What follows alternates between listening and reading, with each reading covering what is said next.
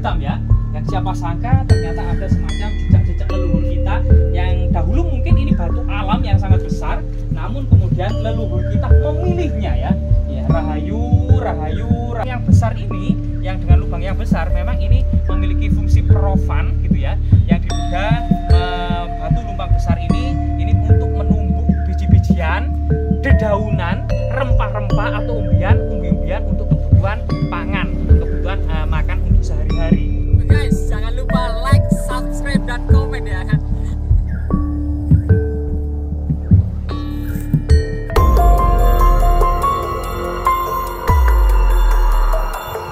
Pemirsa, kali ini kita menyusuri ya jejak-jejak peradaban leluhur kita, di mana memang pasang surut sejarah dan lika-liku masyarakat Jawa lebih dari 1,5 juta tahun silam mengajarkan pengalaman hidup yang sangat berharga. Kali ini kita berada di kebun ketela ya. Jadi ini daun ketela ini. Nah, ini biasanya ujung-ujungnya itu bisa dibuat untuk sayur pecel. Nah, ini. Dan memang ketela ini juga salah satu kemudian makanan yang bisa antioksidan ya, memperbaiki kemudian kinerja tubuh, dan tentunya memang sangat bermanfaat ketela ini ya. Dan selain itu kemudian, kita membahas ketela, pohon-pohon besar, sukun dan lain sebagainya ya. Sukun ini juga sudah ada dalam relief di Candi Borobudur. Di Candi Borobudur juga ada sukun, dan daun sukun juga merupakan obat ya. Beberapa peneliti daun sukun bisa kemudian mengontrol kadar gula ya dalam darah, termasuk kemudian diabetes, bisa mengobati diabetes ya. Dan sukun ini luar biasa sekali, tanaman asli Asia Tenggara ya, termasuk menyebar ke Oseania, kepulauan-kepulauan Pasifik ya, sukun ini. Dan memang di arah sana memang ada punden yang sangat keramat, yang sampai saat ini itu dilestarikan oleh masyarakat, sehingga kita perlu kemudian untuk menuju ke sana, meneliti atau melihat atau studi observasi ada penampakan apa saja secara artefaktual, ekofak, dan fitur. Nah.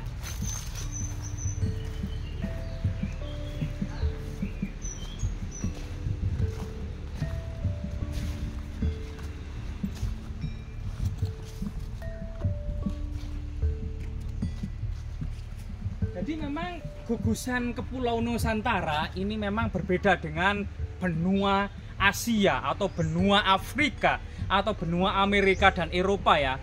Jika memang benua-benua ini terbentuk awal mula terbentuknya bumi ini ketika mulai mengalami pendinginan, tetapi kemudian Kepulauan Nusantara ternyata baru terbentuk sekitar 60 juta tahun silam. Jadi ketika dinosaurus zaman kapur ini sudah berakhir sekitar 70 juta tahun silam, ternyata kemudian gugusan pegunungan api dari dasar laut ini bermunculan ke permukaan, membentuk gugusan yang saat ini menjadi Pulau Sumatera, Pulau Jawa ya, kemudian Pulau Bali, Lombok dan lain sebagainya. Ini merupakan gugusan api ya, yang di dalamnya ada semacam ring of fire. Dan ini mulai terbentuk ketika 60 juta tahun silam dan terus berproses hingga saat ini, dan mulai menjadi daratan sekitar masa Pleistosen tengah ya, sekitar 2 juta tahun silam. Nah, coba kita ke arah sana. Nah, dan di sini memang ada daun-daun yang cukup indah ya. Jadi daun ini pada masa lalu, masa kuno, digunakan sebagai bungkus. Nah, biasanya itu bungkus kelanting. Nah, bungkus kelanting. Kelanting itu ya salah satu makanan asli Nusantara ya, dibungkus seperti ini gitu ya. Nah, kemudian apa namanya lah ini bungkusnya seperti ini. Di dalamnya ada semacam kue-kue dari ketan, kemudian gula Jawa atau gula aren gitu ya. Kemudian ada yang dari banyak ya warnanya, ada yang merah, ada yang hijau, ada yang putih, yang ketan itu ya. Dan kita juga sekarang ini sulit untuk mendapatinya lagi di pasar-pasar. Nah, ini.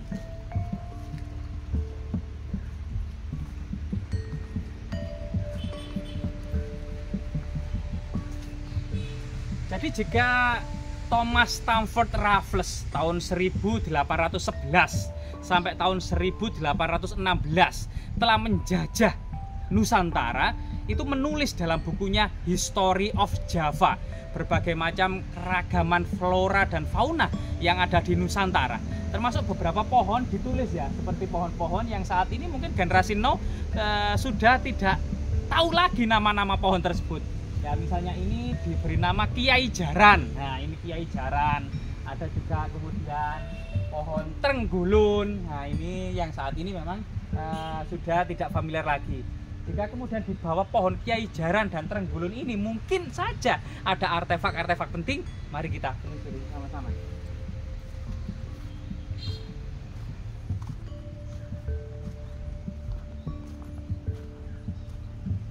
Jadi rahayu ya.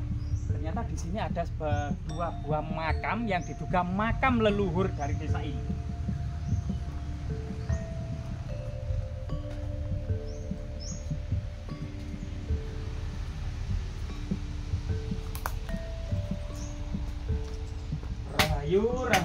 Rahayu.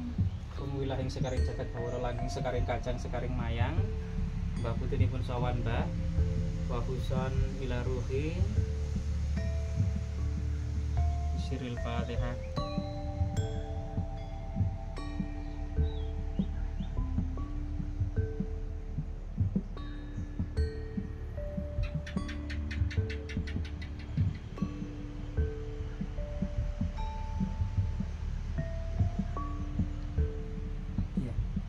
Jika kita lihat sejarah desa ya, bahwasanya munculnya desa saat ini yang sekarang masyarakatnya mungkin ya di atas 1000 orang masing-masing desa.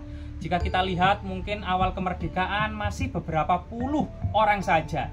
Jika kita lihat pada masa kuno mungkin desa-desa itu sangat sekali jarang penduduknya ya.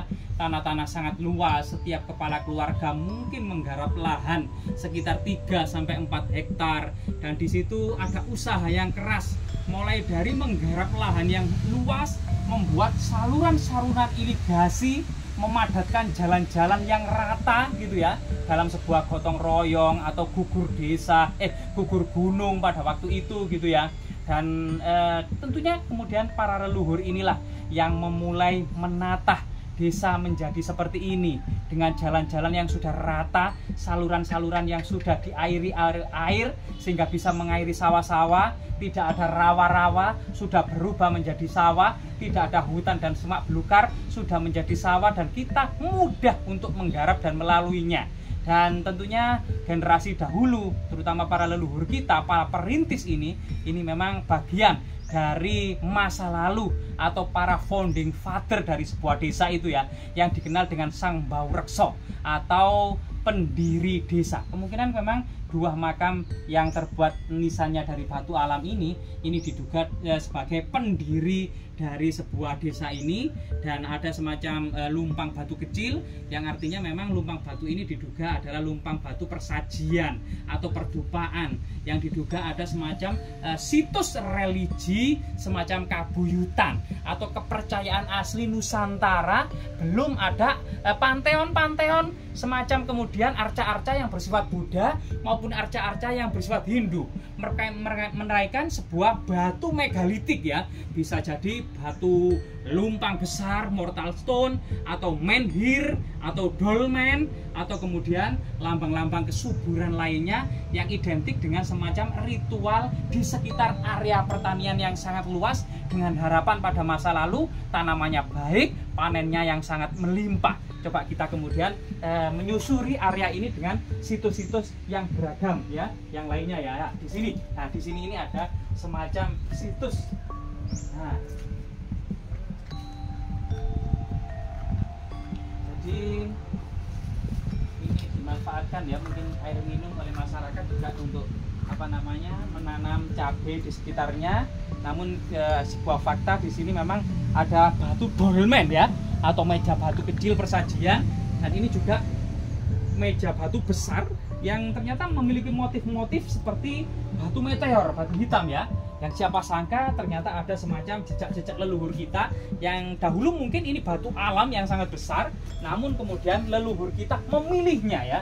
Ya, rahayu Mbak, rahayu. Lah ternyata kemudian di bawah batu besar ini ada mortal stone ya, atau lumpang batu. Coba kita bersihkan ya.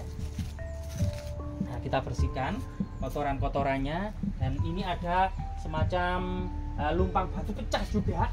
Nah, ini jejak lumpang batu ya pecah ya. Nah ini dahulunya mungkin tidak pecah. Jadi lumpang batu yang ini kelihatannya dari segi ukuran ini relatif kecil ya, relatif kecil. Kalau ini untuk menumbuk biji-bijian, untuk menumbuk kemudian umbi-umbian, ini terlalu landai dan kecil. Sehingga kemudian apa fungsi dan kegunaan batu lumpang ini, atau juga mirip dengan batu dakon dari segi ukuran ya, yang diduga kemudian pada masa lalu batu ini sebagai batu peringatan, batu lambang kesuburan, tempat duduk arwah nenek moyang, termasuk kemudian tetesan-tetesan air yang hujan untuk pertama kalinya yang ditampung ini bisa juga sebagai titi mongso ya, atau pranata mangsa. Sedangkan lumpang yang besar ini, yang dengan lubang yang besar, memang ini memiliki fungsi profan gitu ya, yang diduga batu lumpang besar ini untuk menumbuk biji-bijian, dedaunan, rempah-rempah atau umbi-umbian untuk kebutuhan pangan, untuk kebutuhan makan untuk sehari-hari.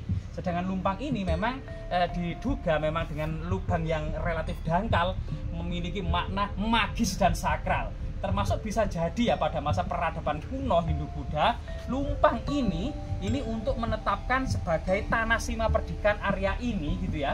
Dimana dalam ceritanya, dalam prasasti seorang pendeta Makudur itu ya, dalam menetapkan upacara penetapan atau penusukan tanah sima perdikan, itu kemudian memecah telur di atas batu kalumpang, menyembelih ayam di atas batu kalumpang, seraya kemudian menghadap ke utara, menghadap ke barat, menghadap ke selatan, menghadap ke timur, membacakan mantra-mantra dan doa-doa pada masa lalu, termasuk dewa-dewi disebut.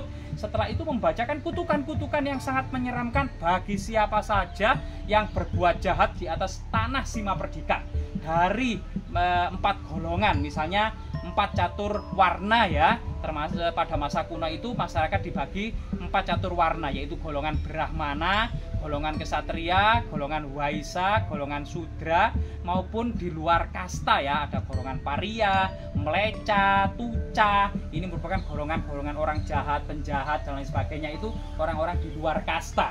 Sehingga kemudian termasuk kemudian dari golongan 4 catur asrama ya. 4 catur asrama masyarakat dahulu dibagi menjadi 4 catur asrama dari segi usia, yaitu Brahmacarin, usia mencari ilmu sebanyak-banyaknya, usia anak-anak ya.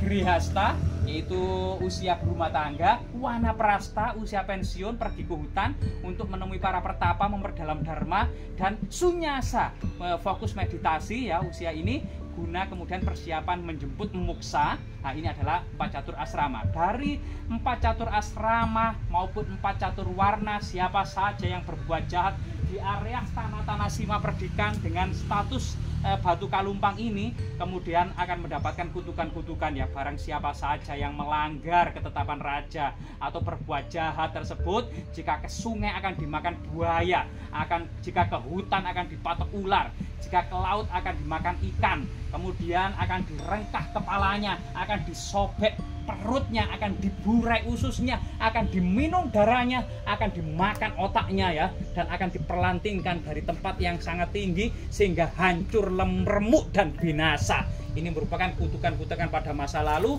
sebagai sebuah peranata sosial yang ada di tengah-tengah masyarakat, guna bagaimana kemudian leluhur kita memiliki cara yang sangat unik untuk menata masyarakat Nusantara yang demikian besar, menata masyarakat Jawa yang demikian luas menjadi sebuah peranata yang sangat indah gitu ya, yang kemudian menjadi sebuah keteraturan yang ada di tengah-tengah masyarakat kita.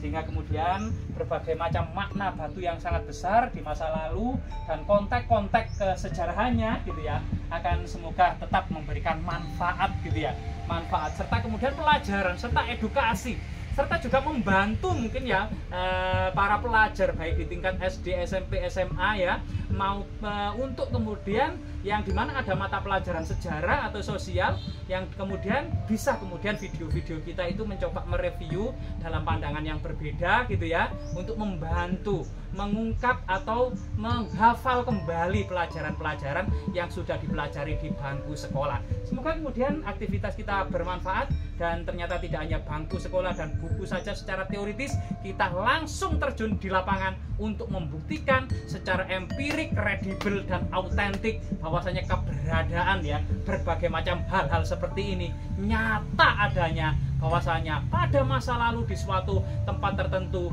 di waktu itu ada semacam ritual ya, di mana kemudian masyarakat datang ke sini bersama-sama kenduri, bersama-sama makan bersama, guyub rukun sebagai sebuah peranata sosial, kerukunan, gotong royong, dan ini merupakan mahkota dari masyarakat Nusantara. Semoga bermanfaat.